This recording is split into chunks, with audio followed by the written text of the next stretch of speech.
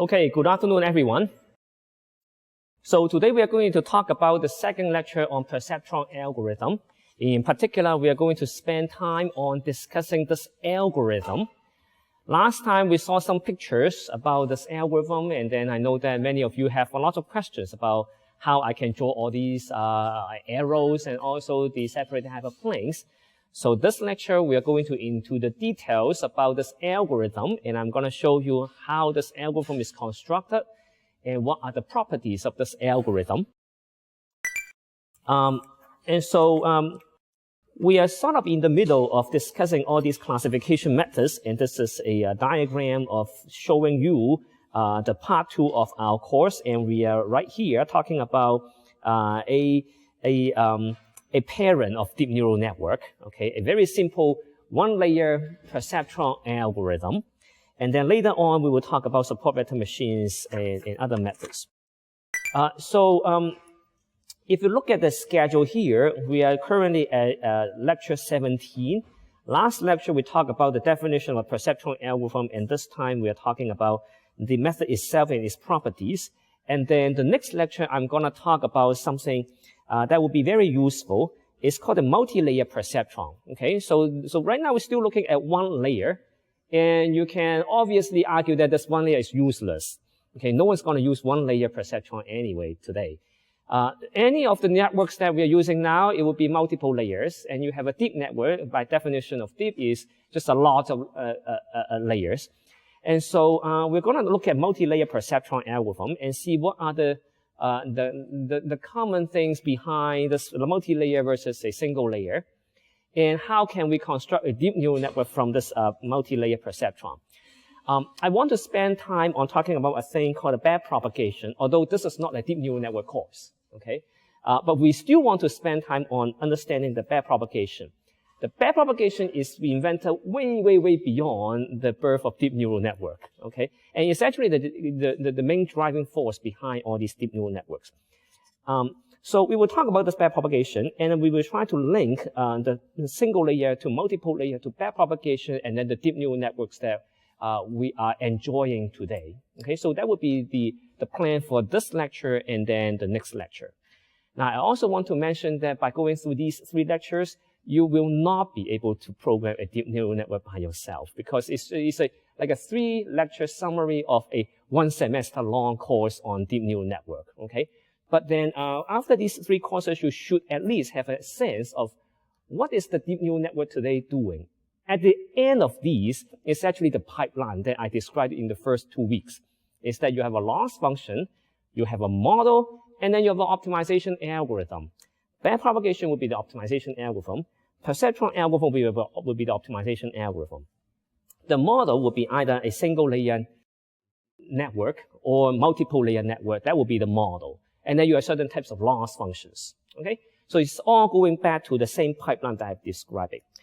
Okay, so now what we are going to do in this lecture is to spend time on the algorithm. There are 3 sections of this lecture.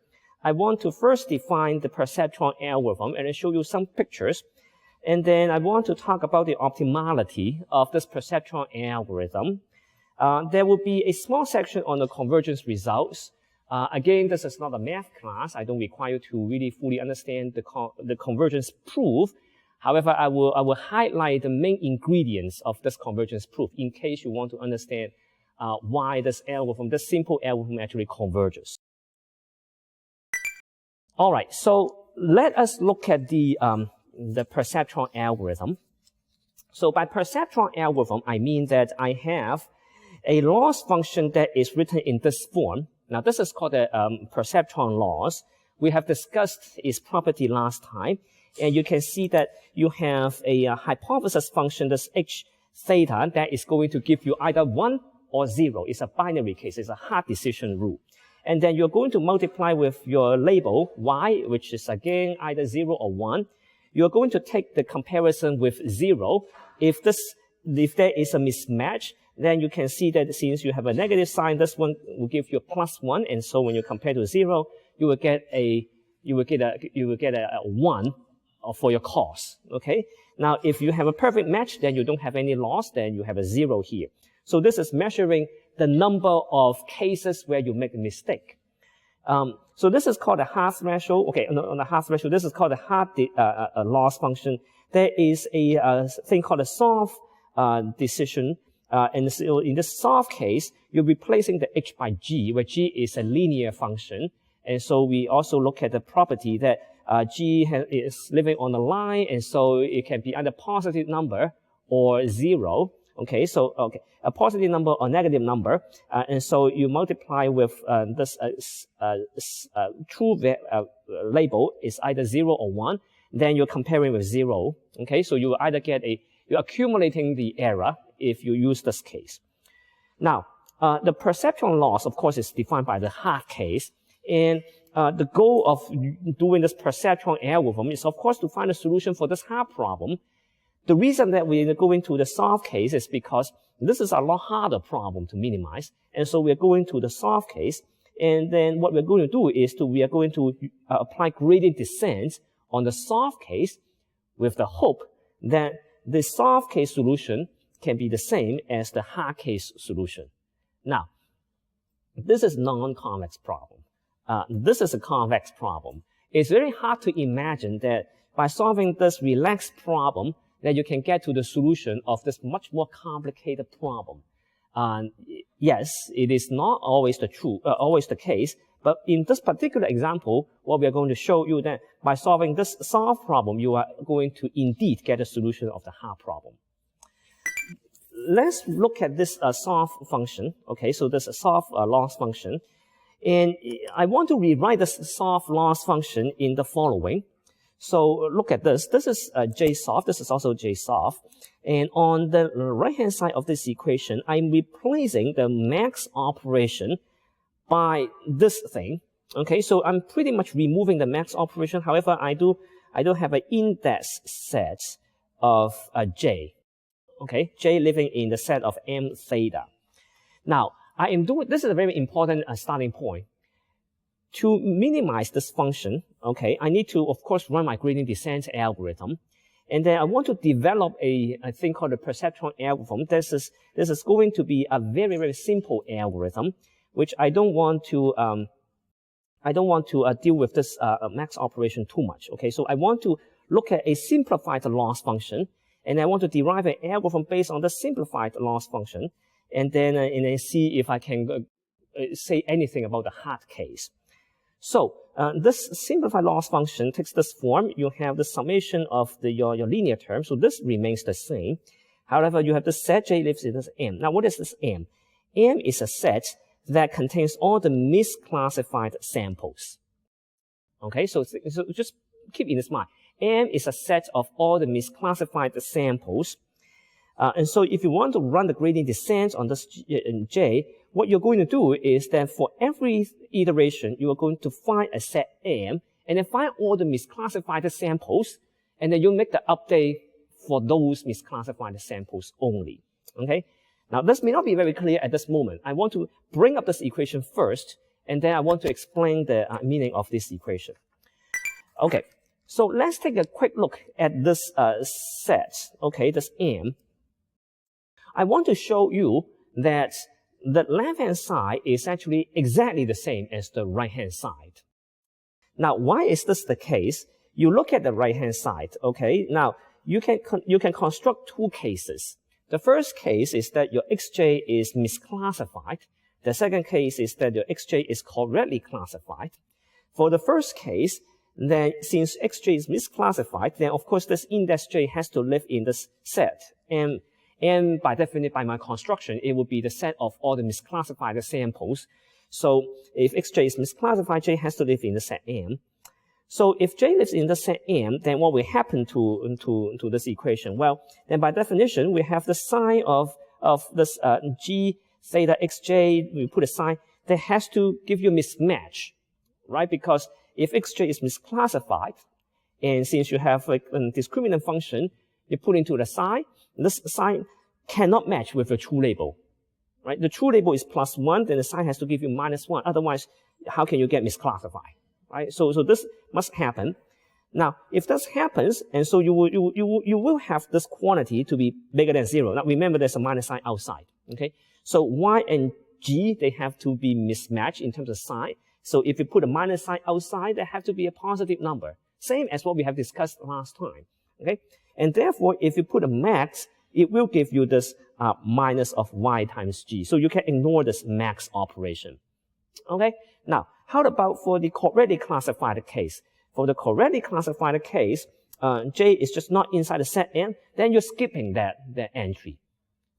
And so what is the bottom line? Well, this is a complicated summation, right? It's a summation of a bunch of max operations. And this max operation is literally just checking whether you have made a mistake or not. If the sample has a mistake, then you will accumulate the loss by using the G. If there's no mistake, you will return a 0. And so I'm just rewriting this sum of all these max operations into two parts, okay? One part says that these are all the correctly classified samples, and then the other one will be all the misclassified samples. The correctly classified samples, they will all have cost 0, so I can just drop them. And then the remaining will be the set of all the samples that are misclassified and just sum them up. And so this loss function is exactly the same as this loss function. But with this loss function, if you don't care about this M, isn't it a much easier problem to minimize? Right? Because you don't have the max operation. You just have a linear term here. As long as you can take care of this M, it's a very easy algorithm in terms of gradient descent. What is this derivative? The derivative will be the derivative of this G. It's very, very easy to calculate. Okay? So we want to convert this loss function into this form, and then we are going to derive an algorithm that can minimize this loss. So let me try to summarize a little bit. Okay, so therefore we conclude that this M it takes this form, and so you can sort of rewrite this soft loss function in terms of the summation of the two losses. Okay, so this will be the misclassified, and then this will be a correct classification, right? And though that will go to 0, this will remain as what we have just described. And so you have the soft loss function is equal to exactly the one what we are trying to minimize, okay? And so minimizing this J is a little bit easier, okay? But then you need to take care of this M. Right? So as long as we can take care of this M, we should be okay. So the loss function of the now we can stick with this loss function, right? So the loss function is now written in this form. You have this Y, and then you have a G, and then you have a sum over all the indexes in this M set.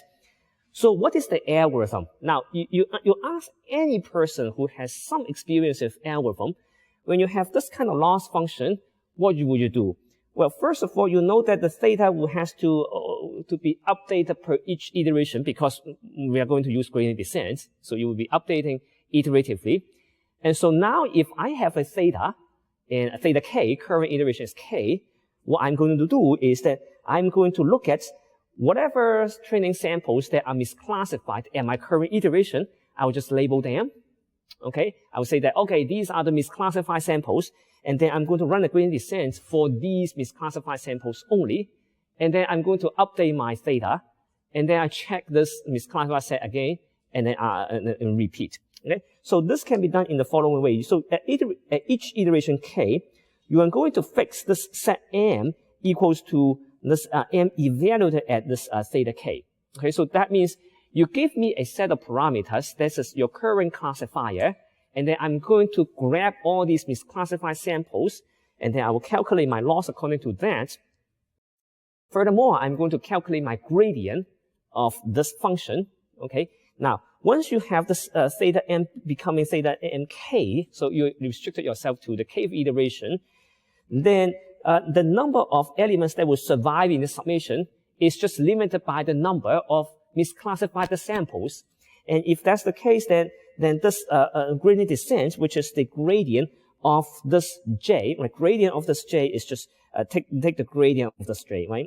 Okay, and so now you only need to look at this summation of all these misclassified samples, and then you take the gradient of this function. This is a linear function. It's very easy to take gradient. So that will give you an algorithm. You tell me the current number, or you tell me the current set of misclassified samples. I update my set, I update my gradient, I make a step forward, and then I recalculate the set of misclassified samples. And then just repeat multiple times, and hopefully it will converge to the solution I want. That's the algorithm, very simple, okay? So now let's work on a little bit details about this algorithm. So if you take the gradient of this y and g, okay, this is a linear function, as I said. What would be the gradient? Well, if you take the gradient with respect to theta, which is with respect to w and w0, you can take the gradient of this. There are two cases, right? So the first case is that j is in mk, and then the second case is j is not in mk.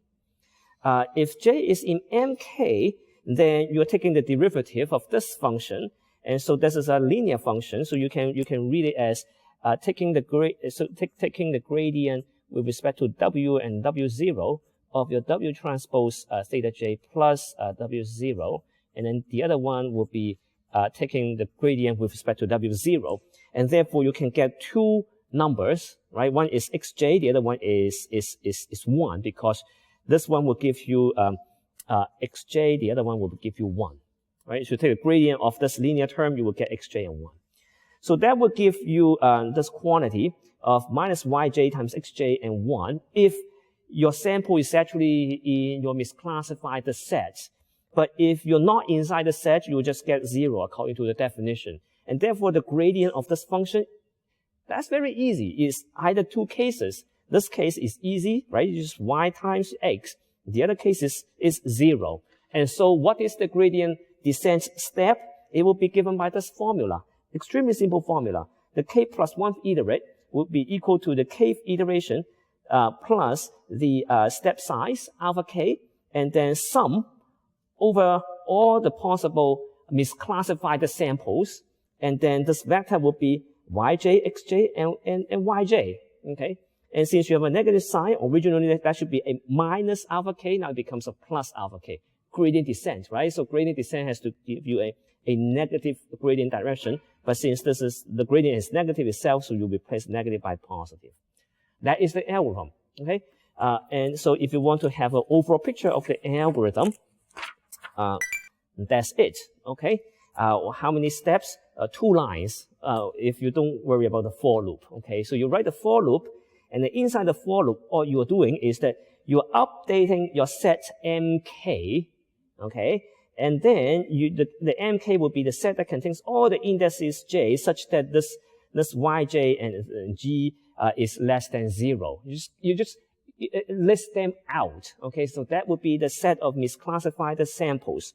And then you run this gradient descent update, go back, iterate over many iterations, and you're done. Okay? Extremely simple algorithm for this perceptron algorithm. And this perceptron algorithm is made possible because I'm converting my soft loss function to this M thing. Okay, so this M set that contains all the misclassified samples. Because of this conversion, I'm able to write down this algorithm. Very simple algorithm. All right. Okay. So let me run some simulation for you. Okay. Okay. So we have seen this diagram before. All right, and then remember what we have shown last time. Suppose these are the two sets of data points. Okay, so you have yellow dots and then you have green dots. One green dot is on the wrong side of the separating hyperplane, and we realize that this is wrong. So what we are going to do is the following. We know that there is a WK. The WK is, of course, the normal vector of the separating hyperplane. This is given to you at the kth iteration. Okay, so this is the starting point of this algorithm. And then you look at this point, this is x1, and this is on the wrong side. And so now you can, of course, you can draw a vector there. Okay, and then what? Well, and then you look at the algorithm. The algorithm says that my update, right, my update will be given by this W, my current normal vector. Okay, so that's my current normal vector, plus alpha k times something. And this something will contain xj, which is my my misclassified samples. Why is misclassified sample? Because I'm looking at the set MK, which contains all the misclassified samples. And in this case, this X1 would be my misclassified sample. So this is my misclassified sample. And then it's pointing to this direction. However, in order to write my gradient descent, I'm going to multiply my xj with yj. Okay, yj is of course on the opposite side of my separating hyperplane. And so I'm going to multiply with yj. Yj is -1. So I'm going to find a direction here. Okay, so this is y1 times x1. See that? Okay. Now you have to move to the opposite direction. Otherwise, you cannot move this data point behind the separating hyperplane. Okay, so now it's in front of the separating hyperplane.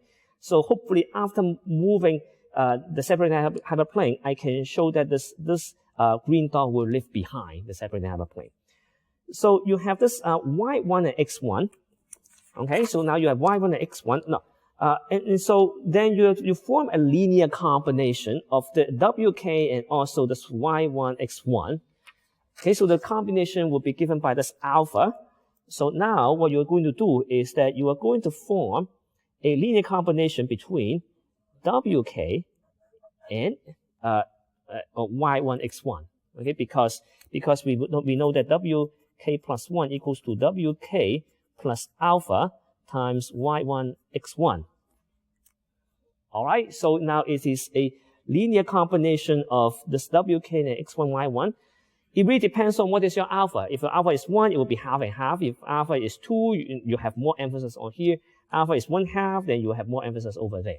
All right. So for now, we'll just draw an arbitrary alpha, which will say that, okay, I want to form a combination, so it will become this vector. Okay. All right. So once you draw this vector, then this will become what? Well, this will become wk plus 1. So once you have wk plus 1, what do you do? Well, you draw a perpendicular line because this is the normal vector of certain separating hyperplane. And so what is a separating hyperplane? Well, it will be a plane like this. Okay, so that would be your separating hyperplane. So you can say that this is my new decision boundary. Right? So if you draw that, then you can see that your x1 is behind your new decision boundary. So that is that shows the algorithm converges. Right? So algorithm will stop here. Why? Because the loss function will go to 0. It's 0 because all the yellow dots are classified correctly, all the green dots are classified correctly, and so your loss is 0. You cannot do better than that. Okay, so that shows you all the steps in this perceptron algorithm. It's a very, very simple algorithm. Now you may ask, will this algorithm be unique or not? Will it converge to somewhere that is unique? This is a good question, okay, which is something that I'm going to talk about.